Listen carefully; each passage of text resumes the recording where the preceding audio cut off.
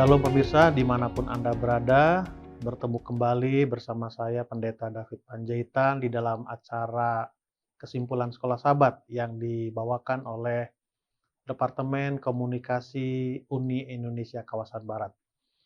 Sekarang kita sudah tiba di pelajaran yang ketujuh dari 13 rangkaian pelajaran Sekolah Sabat kita di kuartal yang kedua tahun 2021.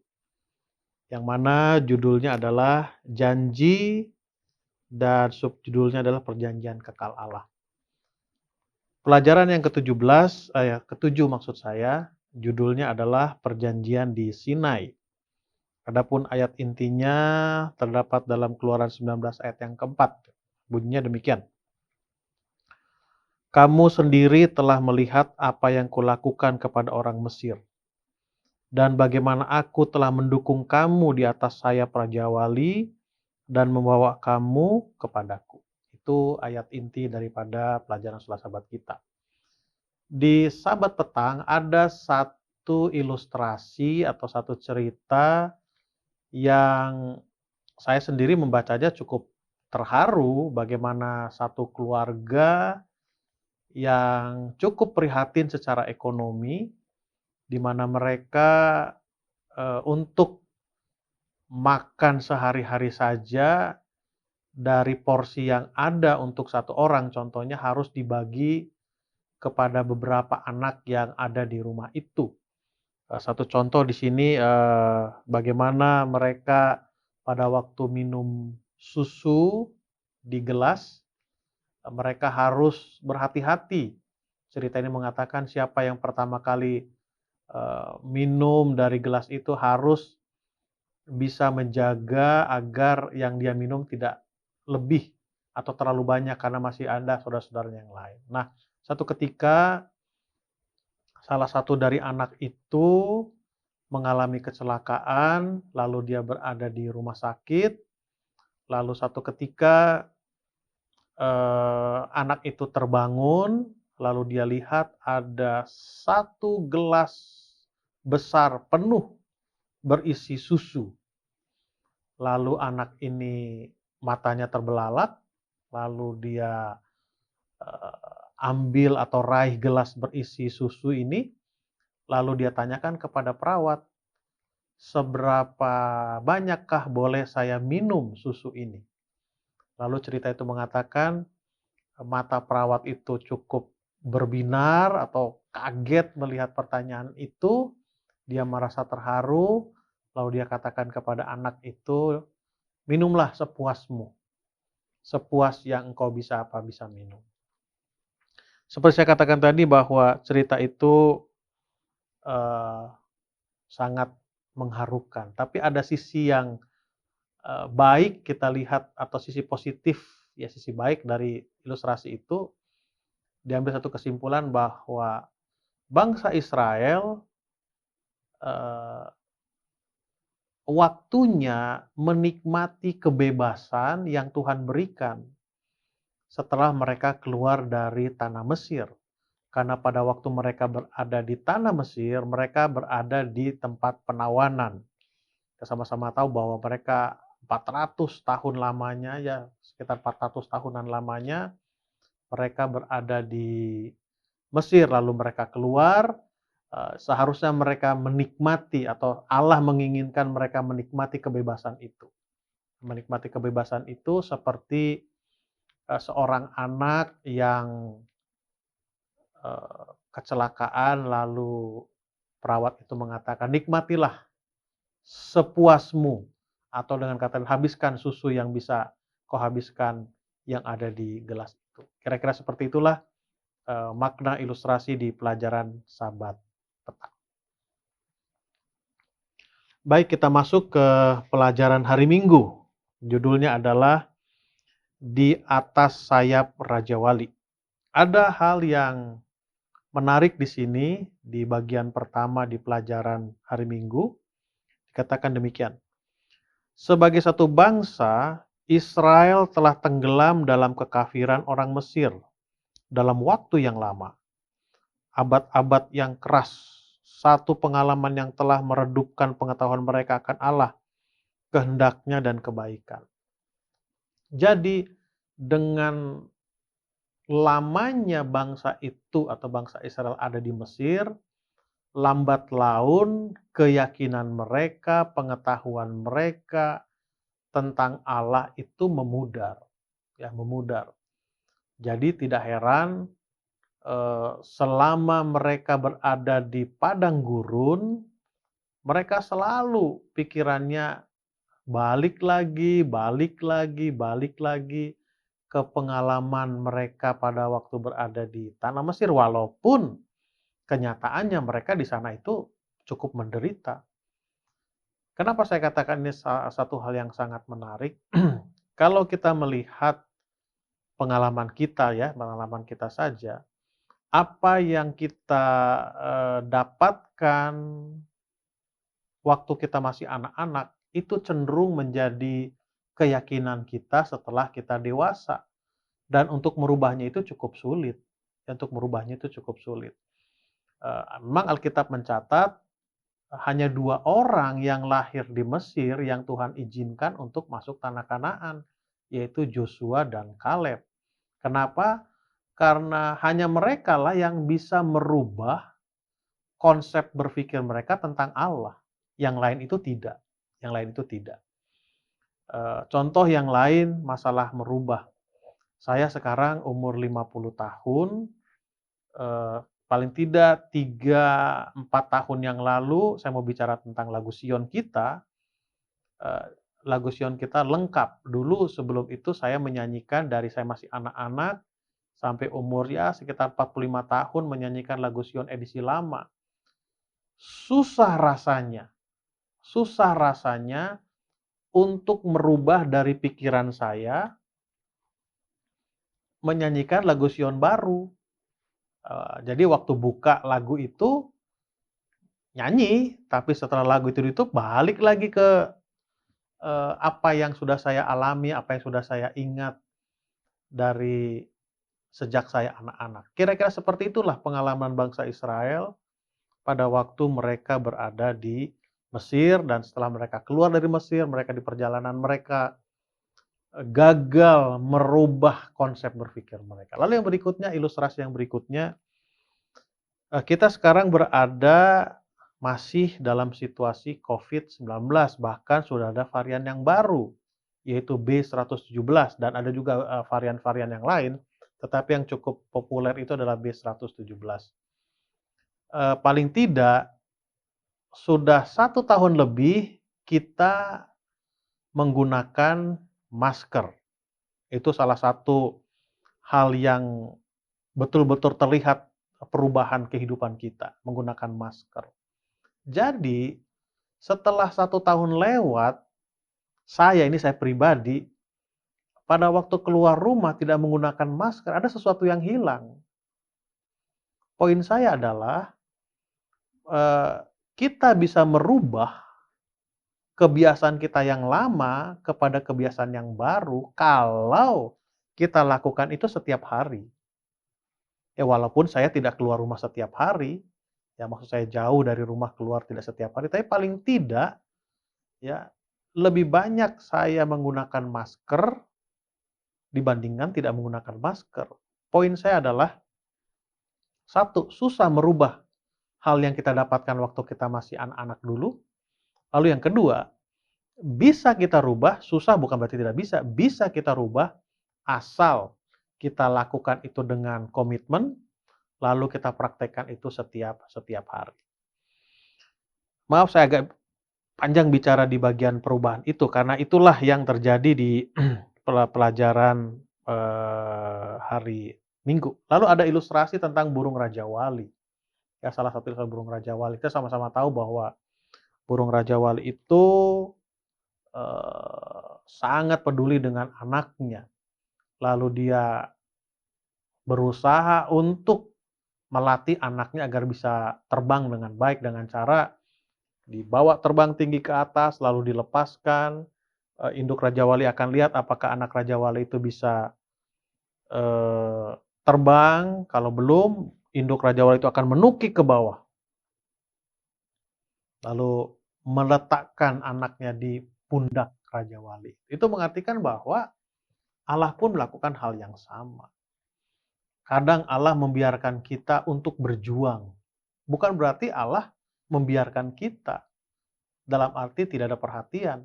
Justru Allah mau menunjukkan perhatiannya dengan cara seperti itu.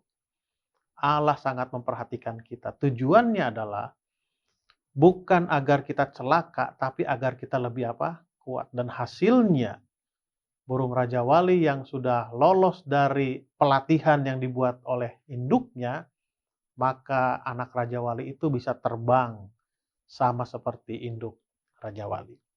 Jadi Allah memperhatikan kita dan perlu perjuangan agar ada perubahan dalam kehidupan kita karena perubahan itu cukup susah untuk kita lakukan. Baik, kita masuk ke pelajaran hari Senin. Contoh keselamatan. Contoh keselamatan pelajaran kita ambil yaitu pengalaman di Mesir dan juga penyelamatan Nuh. Jadi kedua contoh ini diambil oleh penulis sebagai ya contoh lah ya, contoh bagaimana Allah menyelamatkan bangsa itu. Kalau Nuh kita sama-sama ingat beberapa pekan yang lalu kita pernah pelajari bahwa oleh karena kesetiaan Allah terhadap janjinya makanya Nuh bisa diselamatkan. Kalimat itu ditambahkan, kalaupun Nuh berbuat sesuatu, kalau Allah tidak setia dengan janjinya, Nuh pasti tidak akan selamat. Ya itulah contoh keselamatan yang dialami oleh Nuh. Nah, sekarang untuk yang di Mesir ada hal yang menarik di sini. Dikatakan demikian. Pembebasan orang Israel dari perbudakan di Mesir dan penyelamatan Nuh dan keluarganya dari air bah adalah dua peristiwa penyelamatan utama dalam tulisan-tulisan Musa. Keduanya memberikan pandangan-pandangan terhadap ilmu keselamatan. Tetapi lebih khusus peristiwa keluaran yang memberikan pola dasar. Jadi dalam dua ilustrasi itu, dua contoh itu, pola yang menjadi pola dasar daripada keselamatan itu adalah pada waktu bangsa Israel keluar dari Mesir. Lalu dikatakan demikian. Ketika Allah berfirman kepada orang Israel melalui Musa, "Aku akan membebaskan kamu." Secara literal, dia berkata, "Aku akan melakukan tindakan penebusan sanak keluarga." Jadi dikatakan lagi di sini, kata menebus dalam ayat 6 merujuk pada satu keluarga yang membeli kembali atau menebus anggota keluarga yang lain. Terutama ketika anggota keluarga itu menjadi budak karena utang atau akan menjadi budak. Tampaknya orang Israel tidak memiliki sanak keluarga di bumi untuk menebusnya, tetapi Allah sekarang adalah sanak keluarga Israel. Jadi konsepnya adalah bagaimana satu keluarga membayar keluarga yang lain oleh karena mereka statusnya menjadi budak.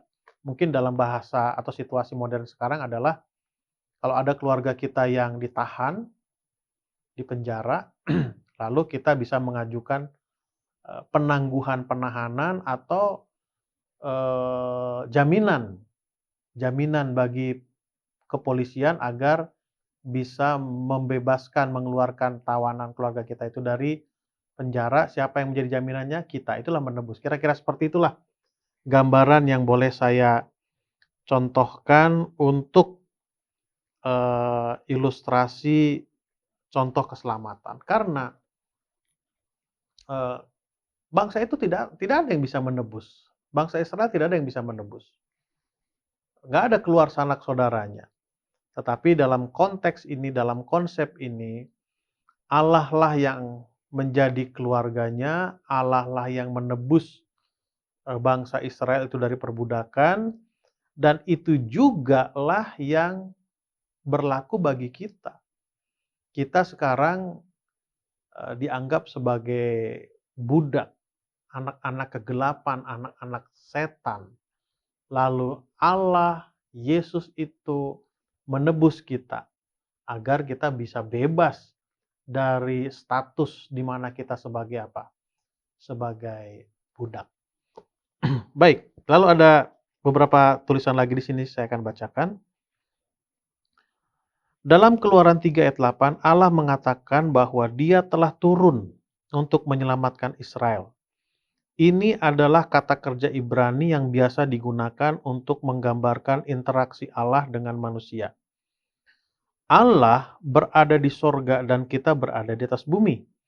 Dan saat Allah turun ke bumi, Dia menebus kita. Dalam pengertian yang benar dari ide itu ialah hanya ketika Yesus turun, hidup, menderita, mati, dan dibangkitkan untuk kita, maka kita ditebus. Jadi dengan cara bagaimana kita bisa dibayar, keluarga kita yang akan memberikan jaminan kepada kita sebagai orang-orang yang tertawan, yaitu tadi, dengan cara Yesus turun. Apa pengertian turun? Dia hidup, dia menderita, dia mati, dan dibangkitkan. Lalu berikutnya, dan firman itu telah menjadi manusia dan diam di antara kita. Adalah cara yang lain untuk mengatakan bahwa Allah turun untuk menyelamatkan kita. Itulah eh, pengertian dari pelajaran hari Senin, contoh tentang keselamatan, yaitu keselamatan Nuh dan keluarganya, dan keselamatan dari Mesir, atau keselamatan di Mesir dengan konsep membayar hutang, jaminan bagi budak, dan yang menjaminnya itu adalah keluarga. Baik, kita masuk ke pelajaran hari Selasa. Perjanjian Sinai. Baik, buku Keluaran menarik perhatian pembaca pada 3 peristiwa besar. Sama seperti 3 gunung, peristiwa Keluaran itu sendiri, penetapan perjanjian, dan membangun tabernakel. Jadi ada 3 hal penting di buku Keluaran. Bangsa itu keluar, lalu penetapan perjanjian, dan juga membangun tabernakel. Tabernakel itu adalah kemah suci. Itu Keluaran 25 ayat 8. Allah perintahkan kepada Musa agar mereka membangun kemah suci, agar aku bisa diam di tengah-tengah mereka. Jadi pada waktu bangsa itu keluar dari Mesir, saya percaya saudara-saudara masih ingat, pada waktu bangsa itu akan memasuki tulah ke-10, Allah memberikan informasi kepada Musa agar informasi ini disampaikan kepada bangsa Israel bahwa tulah ke-10 itu adalah semua anak sulung yang ada di Mesir akan mati kecuali keluarga-keluarga yang meletakkan darah anak domba di atas pintunya akan selamat. Dan peristiwa itu disebut Paskah. Dan itu harus mereka lakukan turun-temurun. Ya, setelah mereka di perjalanan pun mereka lakukan hal yang sama. Ya, mereka ingat. Nah, lalu pada waktu mereka berada di Gunung Sinai, Allah mengeluarkan perintah tadi itu agar mereka membangun kemah suci, tabernakel. Nah, di dalam tabernakel ini ada beberapa ornamen penting. Nah, dari ornamen-ornamen ini lalu ada beberapa upacara-upacara penting. Nah, dari upacara-upacara ini dan ornamen-ornamen ini banyak melambangkan salib Kristus dan banyak melambangkan pengorbanan anak domba. Dan ini sudah dimulai memang dari Taman Eden. Ya, pada waktu Adam dan Hawa berdosa, pakaian yang Tuhan berikan kepada Adam dan Hawa adalah kulit anak domba yang menjadi korban. Nah, kalau kita merujuk kepada tulisan Rasul Paulus di buku Korintus, anak domba Paskah itu yaitu Yesus Kristus. Nah, domba Paskah yang mereka lakukan di Mesir sebelum mereka keluar dengan domba yang menjadi alat, bukan alat saja, menjadi hal utama di dalam kemah suci itu adalah domba, yang mana domba itu adalah Yesus Kristus. Jadi, perjanjian di Sinai itu diperjelas, dilengkapi bahwa keselamatan itu, penebusan itu hanya melalui siapa? Hanya melalui Yesus Kristus, tidak ada yang lain. Nah, itulah yang terjadi di Sinai. Baik, saya akan bacakan beberapa hal penting di sini. Jadi, bait suci menjadi alat untuk mana ia menunjukkan kepada umat rencana keselamatan yang harus mereka nyatakan kepada dunia. Nah, itu bagi bangsa Israel. Nah, sekarang pada waktu bangsa itu mempraktikkan upacara di kemah suci itu, korban penebus salah, korban pagi dan petang, korban penghapus dosa, banyak korban-korban di sana. Tujuan lainnya adalah agar itu bisa dilihat oleh negara-negara tetangga. Jadi, melalui praktek yang dilakukan oleh bangsa Israel, maka tetangga-tetangga mereka akan melihat bahwa inilah rencana keselamatan itu yang direncanakan oleh Allah bagi manusia. Jadi, pada waktu mereka mempraktekannya, bangsa itu akan apa? Bangsa yang lain itu akan melihat.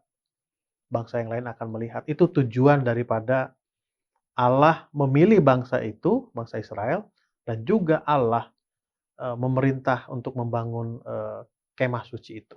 Baik, saya akan bacakan lagi di sini. Meskipun Tuhan telah menebus Israel dari perbudakan Mesir, Dia merindukan mereka untuk mengerti bahwa penebusan memiliki arti yang lebih penting dari sekedar kebebasan dari perbudakan fisik.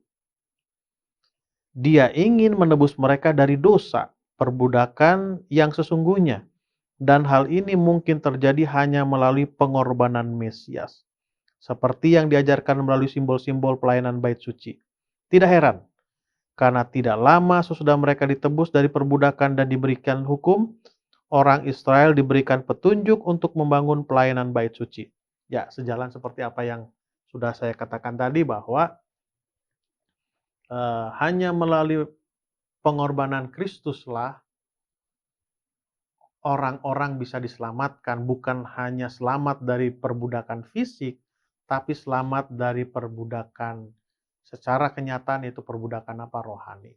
Dan rencana keselamatan itu hanya bisa dilihat dengan jelas, bisa dimengerti dari semua ornamen, semua upacara, korban-korban yang mereka praktekkan di kemah suci. Baik, kita masuk ke pelajaran hari Rabu. Keluaran 19 ayat 5 dan 6 berkata demikian. Jadi sekarang, ini kesimpulan sebetulnya jadi sekarang ini. Jika kamu sungguh-sungguh mendengarkan firman-Ku dan berpegang pada perjanjian-Ku, maka kamu akan menjadi harta kesayangan-Ku sendiri dari antara segala bangsa. Sebab akulah yang empunya seluruh bumi. Kamu akan menjadi bagiku kerajaan imam dan bangsa yang kudus.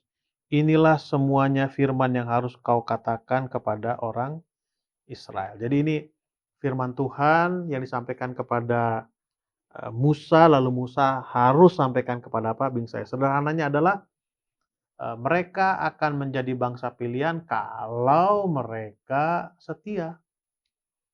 Ini ada syarat, ada kerjasama dari antara Allah dan juga bangsa Israel agar mereka menjadi bangsa pilihan, menjadi kerajaan imam, bangsa yang kudus. Baik, apa maksudnya? Saya akan bacakan. Oke. Meskipun dalam satu pengertian bahwa Tuhan telah memanggil mereka, panggilan itu bukanlah secara otomatis diberikan kepada mereka tanpa pilihan. Mereka harus bekerja sama. Bahkan, kelepasan mereka dari Mesir melibatkan kerjasama mereka. Jika mereka tidak melakukan apa yang Tuhan katakan, seperti menaruh darah di ambang pintu, seperti yang saya katakan di hari kemarin, mereka tidak akan dilepaskan. Sederhananya seperti itu. Jadi ada bagian Allah, ada juga bagian bangsa Israel atau bagian siapa? Manusia itu, agar keselamatan itu bisa bekerja, bisa berfungsi dengan baik. Oke, saya akan bacakan di sini kutipan. Di sini juga Tuhan tidak mengatakan kepada mereka apakah kamu menyukai atau tidak. Kamu akan menjadi bangsa yang khusus bagiku dan menjadi imam-imam. Bukanlah begini caranya dan bukan begitu yang dinyatakan oleh ayat-ayat itu. Tapi hanya satu, yaitu penurutan. Lalu berikutnya, dalam Kebahagiaan Sejati halaman 70. Kita tidak mendapat keselamatan oleh penurutan. Karena keselamatan itu sendiri adalah pemberian Allah dengan cuma-cuma yang diterima oleh karena percaya. Saya katakan tadi, keselamatan itu bisa lengkap, sempurna, apabila ada kerjasama. Itu kerjasama adalah apa? Penurutan. Kenapa saya katakan demikian? Ingat, bangsa Israel itu setelah diselamatkan keluar dari tanah Mesir menuju tanah Kanaan, mereka sudah diselamatkan, tapi belum tiba di tanah Kanaan, artinya belum lengkaplah keselamatan itu. Ada kerjasama, ada penurutan di sana. Nah, kerjasama dan penurutan itu harus menjadi bagian bangsa Israel agar mereka bisa tiba di tanah Kanaan. Dan kenyataannya hanya 2 orang, seperti saya katakan tadi, yang lahir di tanah Mesir, yaitu Kaleb dan Joshua, yang diizinkan oleh Allah tiba di tanah Kanaan. Kenapa? Karena mereka merubah konsep berpikirnya, lalu mereka menunjukkan perubahan itu dengan cara apa? Dengan cara penurutan. Lalu selebihnya yang masuk tanah Kanaan adalah orang-orang yang lahir di perjalanan, yang sudah merubah juga pikiran mereka. Tentunya berubah karena sudah lain pengalaman yang mereka alami bandingkan oleh nenek moyang mereka, kan sudah berbeda. Yang diizinkan oleh Tuhan untuk masuk tanah apa? Tanah Kanaan.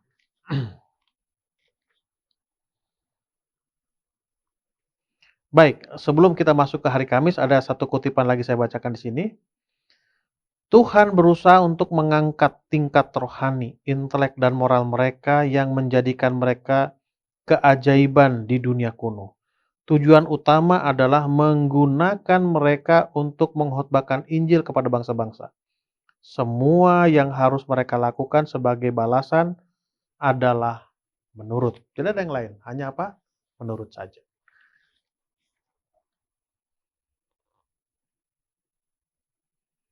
Baik, kita masuk kepada hari Kamis. Janji-janji. Pada pengamatan pertama, kelihatannya semua baik. Tuhan melepaskan umatnya, menawarkan kepada mereka janji-janji perjanjian. Dan mereka setuju. Mereka akan melakukan semua yang Tuhan minta mereka lakukan. Itulah kesepakatan yang dibuat di sorga, bukan? Jadi, ini satu pertanyaan. Satu pertanyaan bahwa sudah ada perjanjian itu. Oke. Apapun yang Allah minta kita lakukan, hubungan kita dengan Dia haruslah didasarkan atas iman. Jadi dasar hubungan itu adalah apa? Adalah iman, tidak boleh penurutan. Tapi sayangnya apa yang terjadi? Sayangnya orang Ibrani percaya bahwa penurutan mereka menjadi sarana keselamatan bagi mereka. Bukanlah hasil dari keselamatan. Ini kesalahan yang dilakukan oleh orang Ibrani. Padahal Allah selalu katakan penurutan adalah respon daripada mereka telah menerima keselamatan. Nah, keselamatan itu belum sempurna, belum lengkap mereka terima sebelum mereka masuk tanah apa? Tanah Kanaan. Jadi janji-janji itulah yang disampaikan Tuhan kepada bangsa itu. Oke, saya bacakan. Mereka mencari kebenaran dalam penurutan mereka kepada hukum Taurat, bukan kebenaran Allah yang datang oleh iman. Perjanjian Sinai, meskipun dengan lebih banyak rincian petunjuk-petunjuk dan hukum, dirancang sebagai perjanjian kasih karunia sama seperti semua perjanjian sebelumnya juga. Jadi walaupun di Sinai banyak perincian-perincian, tapi prinsipnya hanya sederhana saja. Bagaimana kita mengasihi Allah dan bagaimana kita mengasihi sesama kita manusia. Baik, kita masuk ke pelajaran hari Jumat. Saya akan bacakan 2 kutipan di sini untuk pelajaran hari Jumat sekaligus rangkuman dari pelajaran sekolah sahabat kita, pelajaran yang ketujuh. Roh perbudakan ditimbulkan oleh berusaha hidup sesuai dengan agama menurut hukum. Dengan berjuang untuk memenuhi semua tuntutan hukum dengan kekuatan sendiri, harapan satu-satunya bagi kita ketika kita datang di bawah perjanjian Abraham, yang adalah perjanjian kasih karunia oleh iman kepada Yesus Kristus. Injil dikhotbahkan kepada Abraham, melalui mana ia memiliki iman, melalui mana ia memiliki pengharapan, adalah Injil sama yang dikhotbahkan kepada kita sekarang ini. Abraham memandang pada Yesus, yang juga adalah pencipta dan penyelesai iman kita. Lalu kutipan yang berikutnya dari Alfa dan Omega, jilid yang pertama, halaman 334. Dikatakan demikian.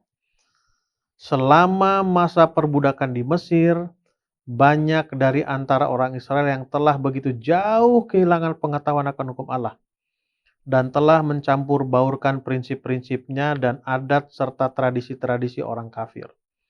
Allah telah membawa mereka ke Sinai, dan di sana dengan suaranya sendiri telah menyatakan hukumnya.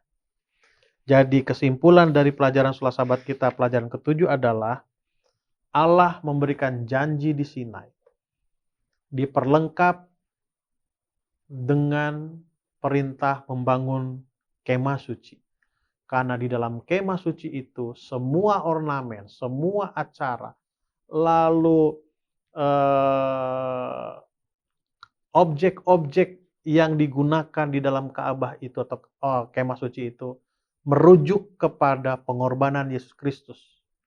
Yang mana itu dimulai sejak di Taman Eden, pasca sebelum mereka meninggalkan Mesir, lalu di perjalanan selama mereka di padang gurun, dan digenapi itu dengan kedatangan Yesus yang pertama, kehidupannya di dunia ini, kematiannya, dan juga apa?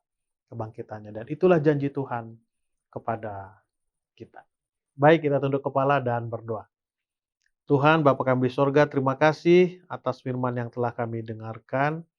Kiranya ini akan menambah pengetahuan kami, menghangatkan iman kami, dan tentunya mempersiapkan kami untuk menyambut kedatangan-Mu yang tidak lama lagi, Tuhan.